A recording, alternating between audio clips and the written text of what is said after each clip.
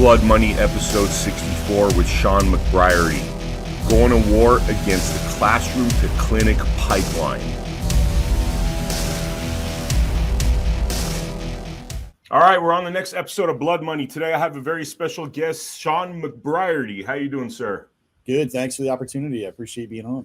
I appreciate having you on. So Shawn has been really fighting a lot of this woke nonsense. He's been going after a lot of these issues with critical race theory, sexualizing children, and he has definitely paid a price for it, but has also made some of these, frankly, these scumbags pay a price. And let's just, dive right into it, Shawn. Give us a little bit of background, your history, and then take us into what's been happening this last 3 years. Yeah, absolutely. So on June 2nd, 2020, my twins were juniors in high school, my twin girls. I thought I lived in the best little town in the United States, Cumberland, Maine, which is outside of Portland, Maine. And basically, we received a letter from our anti-racist committee from our school board that said we were all white supremacists. We just didn't know it. And that was on the heels of George Floyd's death and Minneapolis burning to the ground. And they threw our police department under the bus and the whole Black Lives Matter thing and, the whole deal. And I was sitting at the table working from home at that point, and I said to my wife, are you reading this the same way I'm reading it? Because I believe racism exists. I don't believe institutional racism exists. At least it hasn't since 1964 with the Civil Rights Act. So I very politely sent a note back to the superintendent saying, hey, look, this is a conversation for parents to have, not for schools. You concentrate on the basics, and I'll parent my kids on the subject of racism or police brutality or riots or whatever way you want to have a conversation. And he very quickly said that I wasn't woke enough to understand what he was talking about. So I started to think, hey, did I miss something? I used to manage grocery stores. We had 10,000 customers a week. I treated every one of them with respect, regardless of their skin color or their hairstyle or their sexual preference or whatever, right? And what I very quickly found was that they had hired an anti-racism company called Community Change Inc. out of Boston, Massachusetts, and had paid them, I think it was around $13,000. So not a tremendous amount of money, but the kicker was that these guys said, in order to eliminate racism, you must eliminate capitalism and move to an anarchist and socialist form of government. That's my kid's school that I'm paying taxes to, calling me a white supremacist, and then saying that they want to move to socialism and anarchy. So from there, the relationship got a little more contentious. I got kicked out of a couple school board meetings for simply talking about the truth. I had done a number of Freedom of Access Act requests, FOA in Maine. It's called FOIA nationally and in some other states. And then ultimately, the global story became that the superintendent wanted to withhold me from my now senior twin daughter's high school graduation because I had exposed them for teaching critical race theory in the school starting in kindergarten. And that became a global story and got me on Tucker Carlson, a number of these Fox shows. And sort of that started, I guess, my journey into this calling, which is really to try to talk to parents about educational freedom and exposing the biblically bad stuff that's going on in our school districts today. Biblically bad stuff is that's the way to perfect title, biblically bad stuff, because sexualizing children, I can't even believe that we're in this moronic place in American society right now, that this is even an option to sexualize children. I mean, it makes no sense on a medical level, on a scientific level, on an emotional level, on an emotional development level. And frankly, what I blame for this is there's two different schools of thought, in terms of psychology, development of children. One is all theory based, and that's where all these woke nut jobs come from. It's all theory based on the same level that Nazism was theory based, of the Aryan bloodlines and white supremacy and all that stuff. So without a shadow of a doubt, this is a fascist movement, right?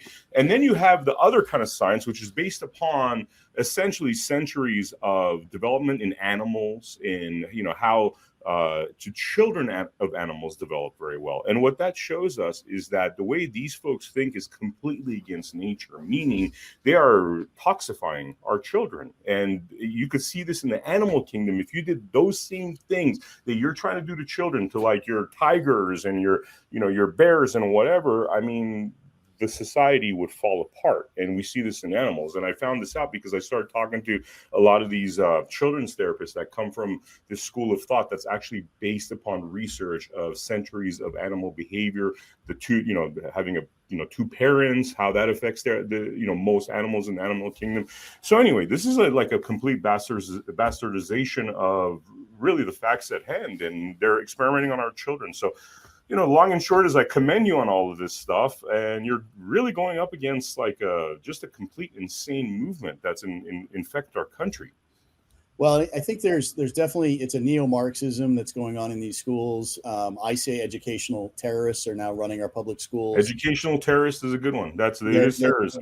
Yeah, they're paid taxpayer paid activists that are really pushing this leftist indoctrination. And I'm going to tie in sort of the blood money aspect to what I've been calling the classroom to clinic pipeline, and we'll come back to that. Mm-hmm. But when I moved from Cumberland, we moved to Hamden, Maine, where I grew up and graduated from high school here. Mm-hmm. A lot of friends knew that I spoke for parents and students and teachers down in Cumberland that didn't have the wherewithal or courage to speak up. And they said, Shawn, do you know how bad this school system is? And so I thought critical race theory was bad, as you kind of touched on. And now it became all about the hypersexualization of minors. Mm-hmm. In middle school here at Reedsbrook Middle School, which I would call the epicenter of hypersexualization in Maine and possibly the country. Wow. There have been dozens of examples in articles, national articles written here. But the problem really was that the 2022 Maine Teacher of the Year, Kelsey Stoyanova, who happened to be an 8th grade teacher, was pushing a book list. And that was one of the woke reasons she was selected to be the Teacher of the Year in Maine from the Department of Education, of course. And as soon as I started looking at that book list, it was anti-father, anti-police, transgender, LGBTQ, and hardcore kiddie porn, of which they were pushing with prizes, incentives, and daily announcements in the classroom in 7th and 8th grade to 11-year-olds, right? Wow. So I started to expose her, expose the school. I went to the school, asked some questions. We had a private meeting with the superintendent, me and 2 other parents, and we basically said, hey, look, this is not the basics of reading and writing and arithmetic and the whole situation like you and I grew up in. It was basically this, again, neo-Marxist leftist ideology. And at this point, I believe that all of these people are useful idiots. They don't really understand what they're doing. And some of them think that they're creating a vital, social emotional network in these kids, where when you really start to break it down, all this gobbledygook is basically dividing our country. It's dividing our citizens. And in no time, at least in Maine's history, have educational assessments been worse and our tax dollars higher than they are today. So the return on investment is the worst in history here in Maine because of folks like Pender Macon, who is the commissioner of the Maine Department of Education, and our governor, Janet Mills. I mean, let's not mince words here. This is an agenda to destroy children, because you don't have to. I mean, it's like the COVID agenda, right? You get all these untested vax, and now people are dying, and people are wondering, why are people just croaking? Why myocarditis? Why are people falling, in the middle of a soccer game or whatever, right? Mm-hmm. It's obvious where this road leads. This road leads to children's suicide, right? It leads to children living unfulfilled, empty lives. It's literally destroying children before they even have a chance to develop. So this is, we're talking about acts of terrorism, child abuse. How the hell is this happening in this country? How? In this country where, honestly, 40 years ago when I was growing up, people would have been hung on the streets for this kind of thing. But now it's okay. It's been incrementalism for these leftists who are now running our schools. And I would say in Maine, we are one of the oldest, if not the oldest state in the nation. Thus, our teachers are probably in that same older generation. A lot of these older teachers are bailing and retiring early because they don't want to teach this nonsense anymore. They don't want to teach social emotional learning, critical race theory. They don't want to hypersexualize kids. They just want to teach math. Mm-hmm. And so they're bailing.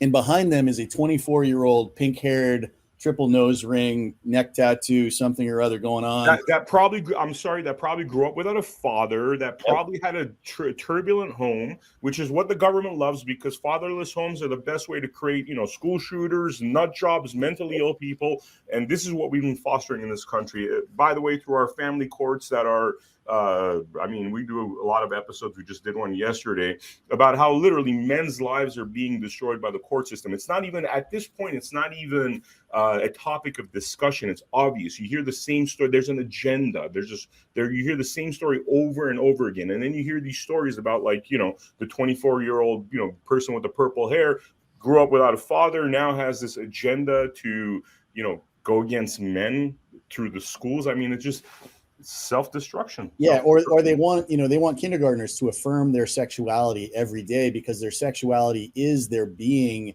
It is their image, where sexuality to normal people are just one part of our personality. To them, sexuality is everything. So they look to kids to affirm them, because any normal adult like myself would say, no, listen, you were kind of born with what you got. If you want to legally change your name, if you want to legally change your sex, that's great. I'm not going to tolerate it. Okay. I'm not going to go down that road, because again, these teachers, they're looking for acceptance in kids, 11-year-olds, 5-year-olds, 6-year-olds, Like, you're talking about low confidence, just broken individuals. Why go to you get approval, or who cares about approval in my mind? But if you go to your peers. You don't go. Like 25-year-olds don't go to 5-year-olds for. Well, so you asked the question, why is this still happening? And here's my answer.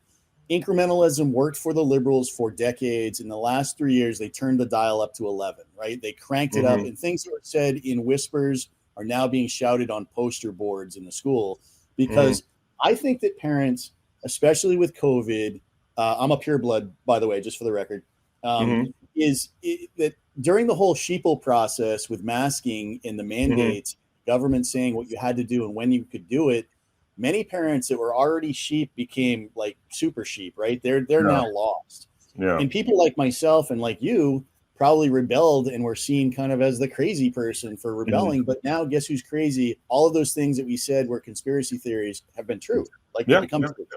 It's George Orwell. It is definitely there are cult tactics happening in these schools. And the first year and a half I was doing this, I thought to myself, if I just provided the truth and provided them the details on what they were doing wrong, they would see the error of their ways and they'd make a change. But what I found, and it took me a year and a half, is no, they double down every time. When you come as a parent or a taxpayer or a teacher or a student and says, hey, I have a concern, what they do is they just say, yeah, well, I'm going to do it twice as hard now.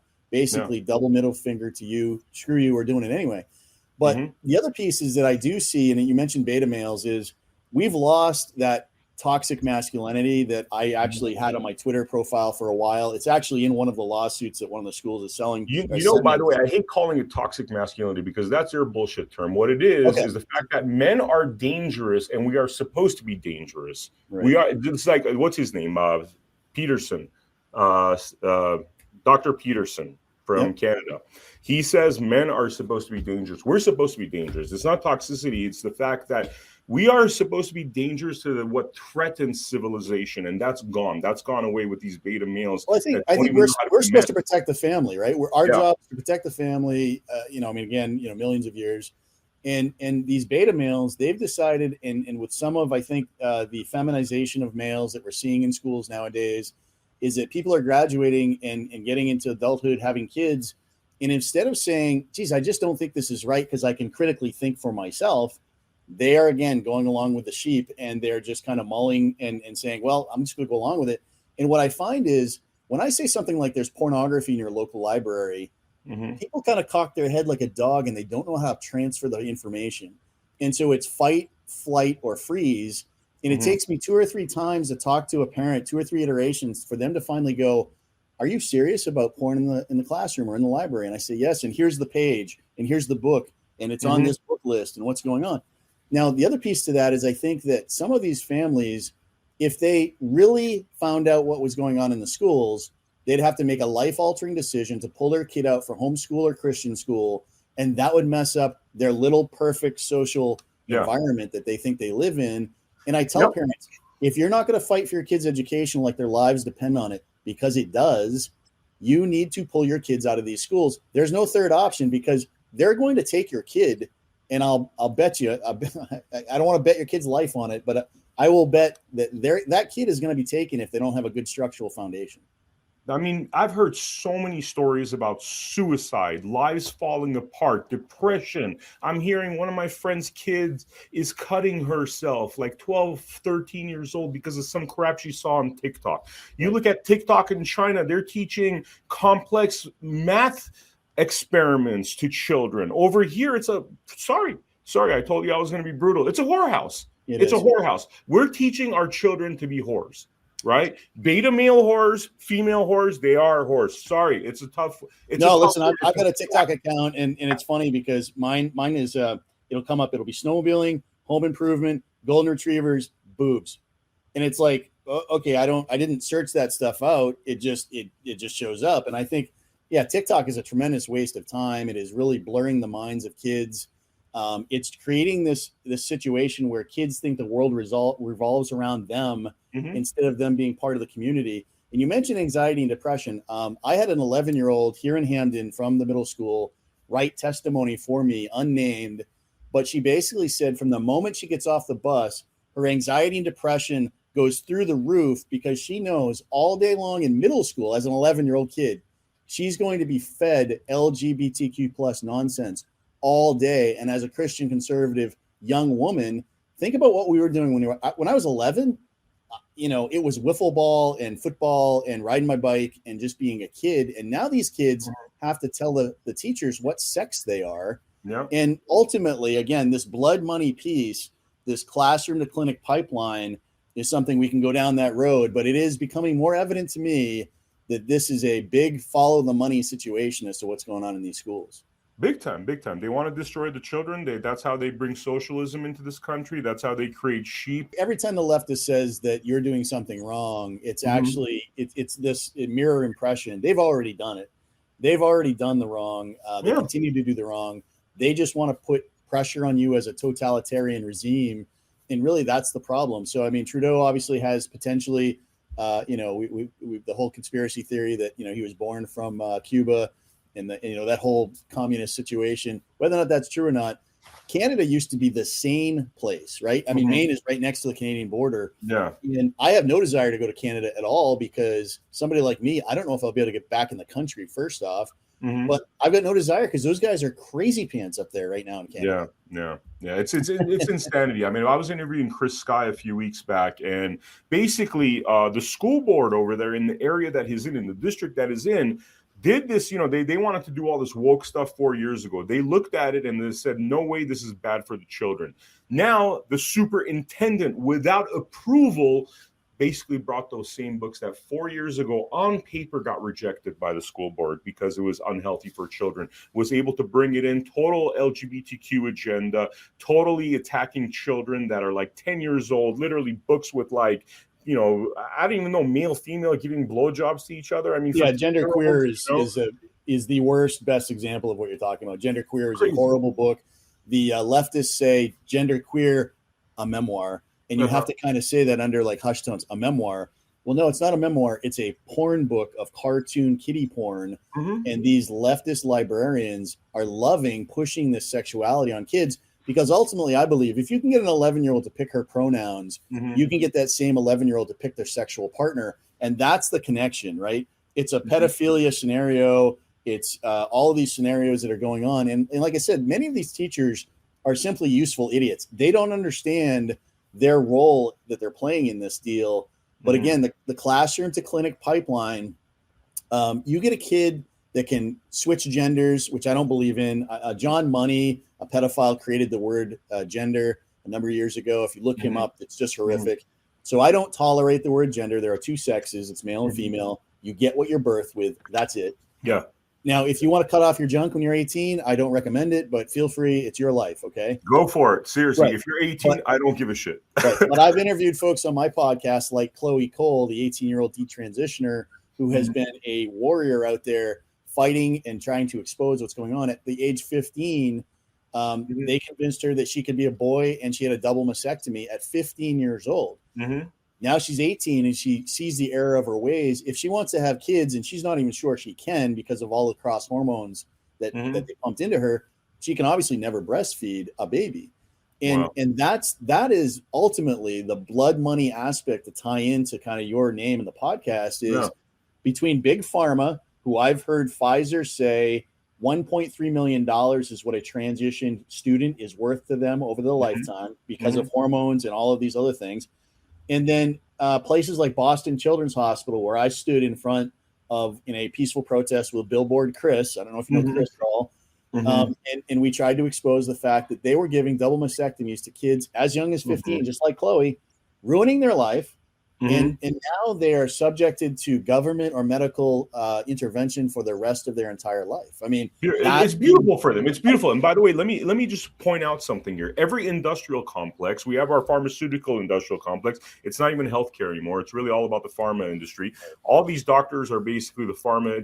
They're groomed from school. They're basically pharma bitches. I'm sorry. If they weren't pharma bitches, they wouldn't have all gone along with this, remdesivir hospital killing fields. These people are absolute scum. They're useless. Now, our other industrial complex, whether it's military industrial complex, our lawyer judicial industrial complex, all corrupted as well. The whole country is corrupt. I'm sorry, and I'm sorry to be a bummer. Everything's blood money right now because the monetary value that they place on children's kidnapping through family court, again, same sort of thing. $1.3 to $1.5 million. You look at the bonds, you don't even know they're trading children, but there's actual bonds that the court, the judges, the lawyers, the social workers all benefit from literally kidnapping, trafficking your children. That's why there's so many fucked up children in this country.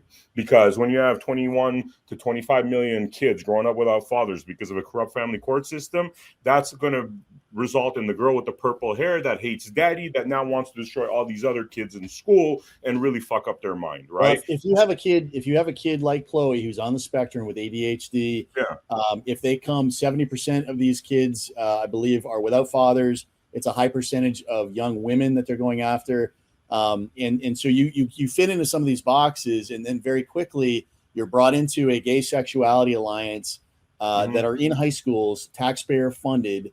And basically, they become allies. They are asked to participate. They're asked to really celebrate what's going on with this transgender movement. And again, it's all about sexuality. Meanwhile, these kids can't read or write. They can't do math.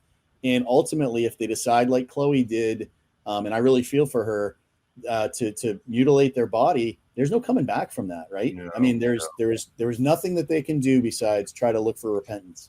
How do we get rid of these, like, just pieces of utter garbage that have infiltrated our system?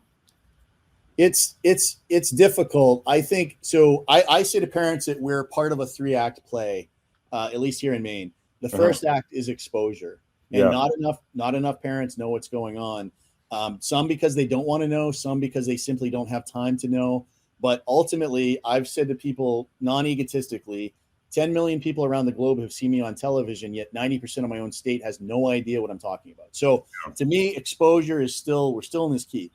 And then the second part of the play really is speaking to solutions, of which these schools and these medical practices obviously don't want to hear because they're the expert. They went to school for X amount of years. And if I can transition people from the first act to the third act, which is taking back local control, that's ultimately what I'm trying to do. So educational freedom is the term that I use, which is a no strings attached. Your tax dollars follow your child, whether or not you homeschool, send them to a Christian school, private school, charter, whatever it is, that would follow you with no strings attached. And until we can get to local control again and take back these school board seats from leftists who are basically progressive Democrats in 99% of the cases, these schools have zero chance at success. Because in Maine, only 1/3 of 4th graders can read at proficiency, and only 1/3 of 8th graders can do math at proficiency. Our educational assessments have never been worse since they were tracked in 1998, if you can believe that. Wow. So it's really, in Maine, the only 2 jobs that a school board has is, one, creating policy. So you get rid of all of this transgender nonsensical policies. And secondary, their other job is to hold the superintendent accountable.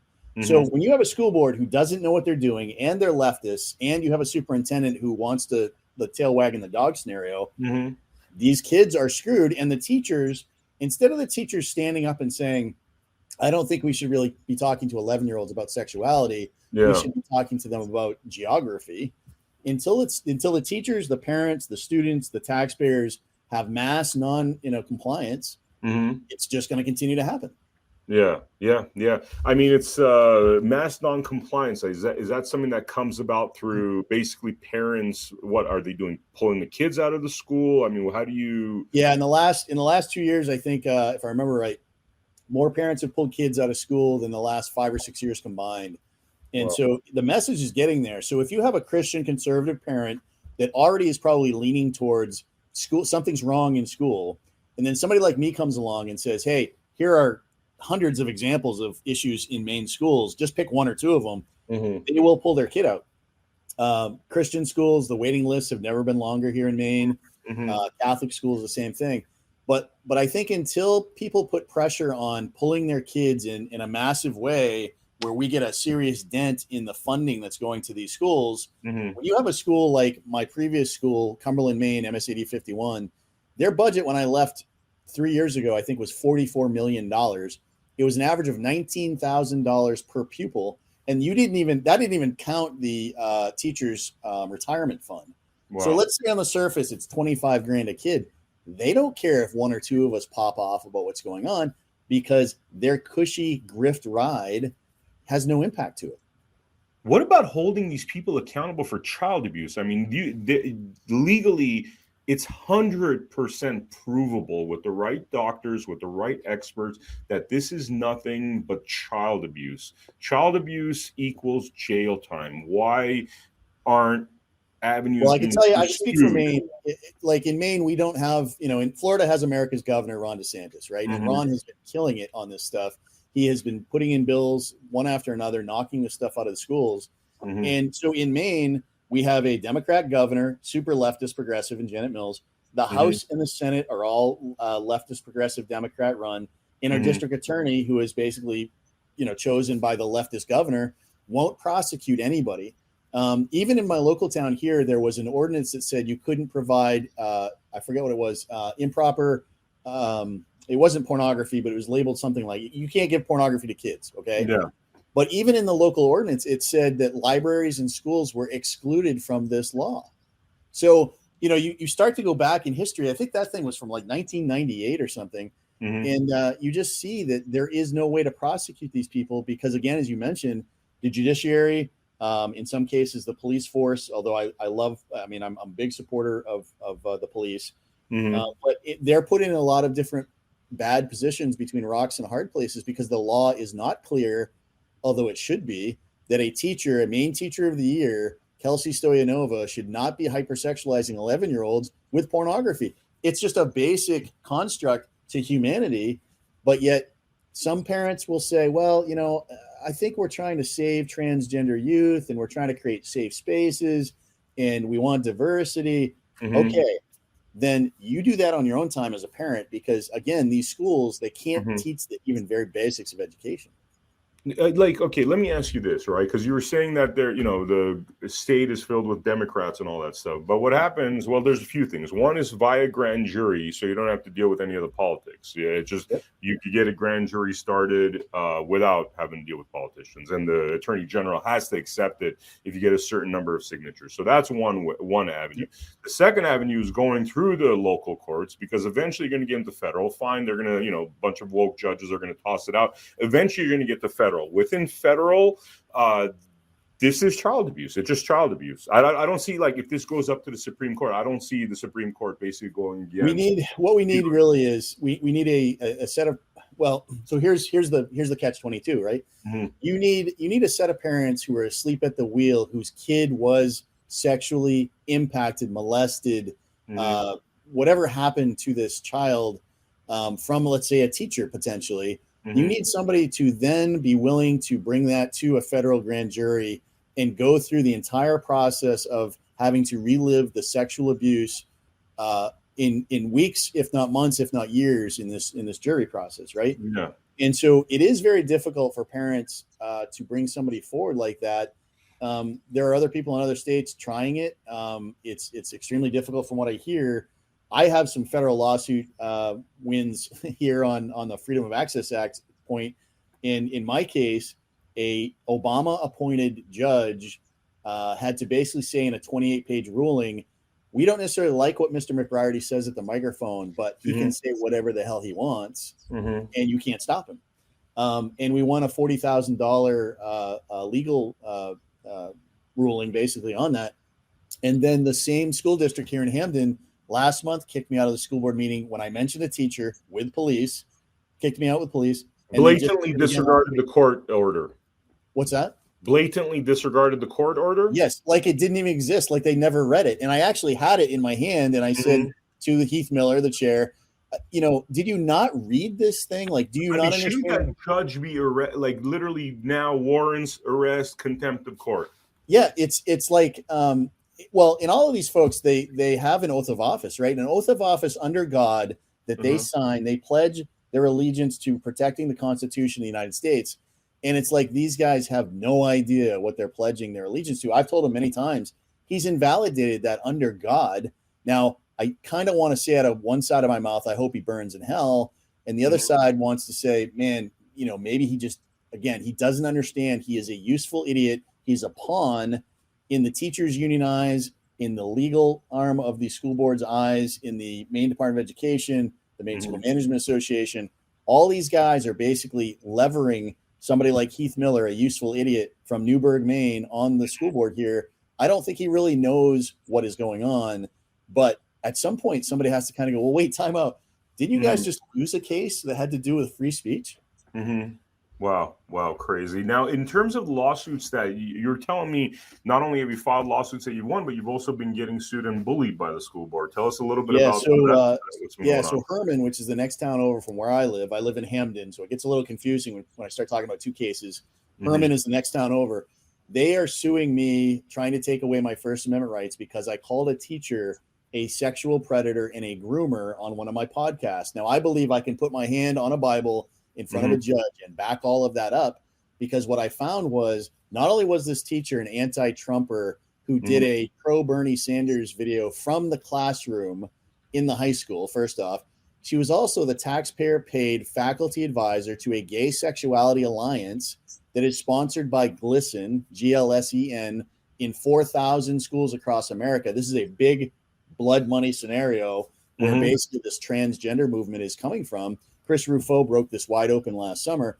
But the other thing was she created a 40-book transgender library display showing 63 different genders to high schoolers as young as 13. And that was their big deal. And basically I exposed all that, and they're trying to sue me to shut me up. And we're going to win that. We have a hearing coming up in April. And then I fired back just 2 weeks ago a Freedom of Access Act Superior Court case that also involves First Amendment violations and color of law violations, because that same superintendent in Herman, Micah Grant, who is suing me, called 911 on me because I took a selfie of him and I as I was looking over documents in his office. I shit you not. Wow. Then there was you did a Freedom of Information Act that they said pulling a Freedom of Information release is racist? Well, yeah, what she said. So this is Vicki Wallach, who's the director of communications from the Maine School Management Association, a woke organization. We pay almost $700,000 to a year. And the connection was we had FOA requested my name in another school district, and we got a connection between Superintendent Perry in Gorham, Maine, near Portland, and this Vicki Wallach, who's the director of communications. So one sec. Yeah. You're doing an investigation on this person. You find out that she has a connection, which is you're right, and she is literally telling you things that are essentially censoring your investigation because you are investigating her, and she's making that call. So what happens is they can't defend their position, right? That's one of the things I've learned over these 3 years. When they start to go to name calling, you've won instantaneously. You've won. Put your hand up. This is it. And white so what supremacist. What she said was that my FOA request was hate speech because I'm somehow targeting LGBTQ youth. First off, I've never targeted a LGBTQ student. I never will. Like I said, I believe that not LGBTQ. I believe the trans part is a cult. And so lesbian, gay, bi, those kind of things, no problem at all. I believe that trans is a cult. I believe, again, there's two sexes. Genders doesn't exist. But anyway, long story short, when I started getting, what I say is, pretend you're in a B-52 bomber and you're dropping truth bombs, right? So I've got my podcast, Main Source of Truth. We've got a Facebook page with all kinds of information for parents. When I'm dropping those truth bombs and I'm right over the target, the flack is always heaviest. And you know, when somebody like Vicky Wallach's head pops off and she says, well, what you're asking for, Shawn, is hate speech. No, I asked you three things, Vicky. How much do you get paid? And it's $128,000 a year.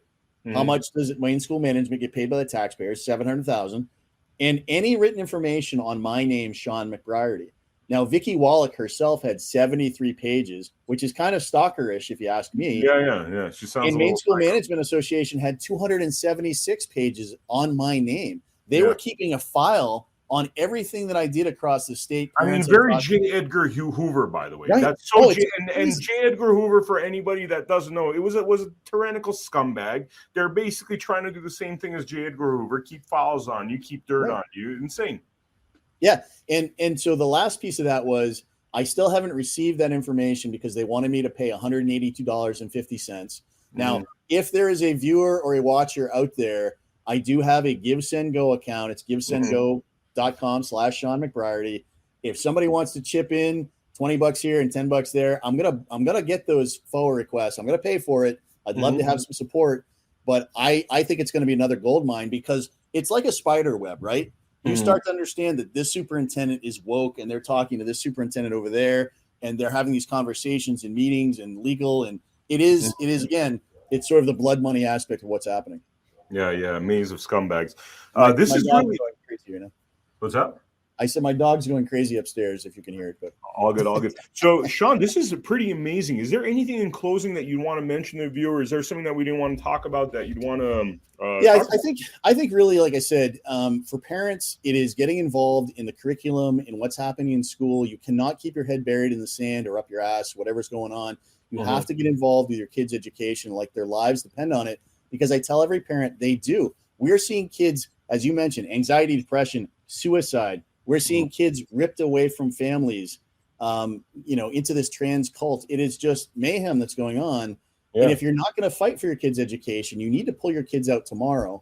I've done almost 60 podcast episodes. I do an audio-only podcast, 45 minutes to an hour, with a number of peers across the country in education, all education-based. And that's called Main Source of Truth. You can find it anywhere you listen. There's a Main Source of Truth Facebook page. And then I'm a pretty good follow on Twitter. And I've started to develop these relationships again across the country. And we're trying to pull in that information so that we can really start speaking as one voice.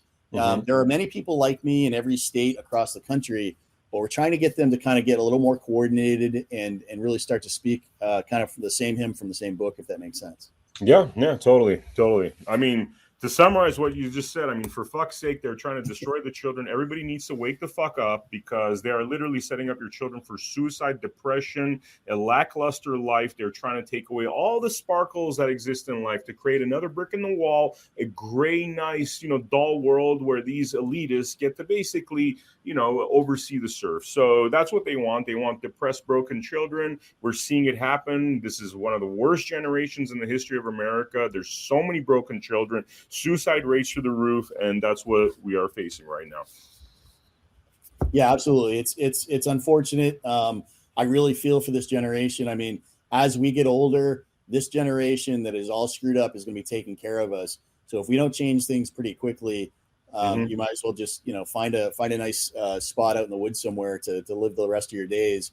Because if you're in an assisted living and they can't figure out how many pills you're supposed to take, well, you're done.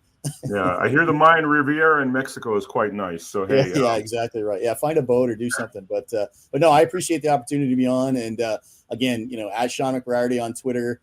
If anybody wants to follow me, all the social media is out there. And all I'm trying to do is continue to expose for parents. And I think that the tide is turning, or maybe it's paused. I don't know if it's turned yet, but the tide has paused. I think we're starting to make a difference, and we just need more people to expose the nightmare that's going on behind those brick walls that we used to call a public school system. Yeah. I mean, honestly, Shawn, amazing work that you're doing. I know this stuff's tough. We get attacked for doing this stuff, but you know what? This is for the brave, man. And you're one of the brave. You're one of the heroic characters out there really fighting to stop the utter destruction of our children in the country. And it's really, I mean, the sad part of it is that there's so few of us. The great part of it is that people like us connect, and we are willing to, go to the mat for this country. And that's all it is, Yes, sir. God bless America. And I appreciate the opportunity. Thank you, sir. And for the viewers out there, thank you for joining us for this episode of Blood Money. Check out americahappens.com, where every day we have new episodes posted, as well as our Rumble account, where we have shows with Joey Gilbert, Mindy Robinson, Vem Miller, Gianna Michelli, and many others. Join us on americahappens.com, and I will see you on the next episode of Blood Money. Thank you.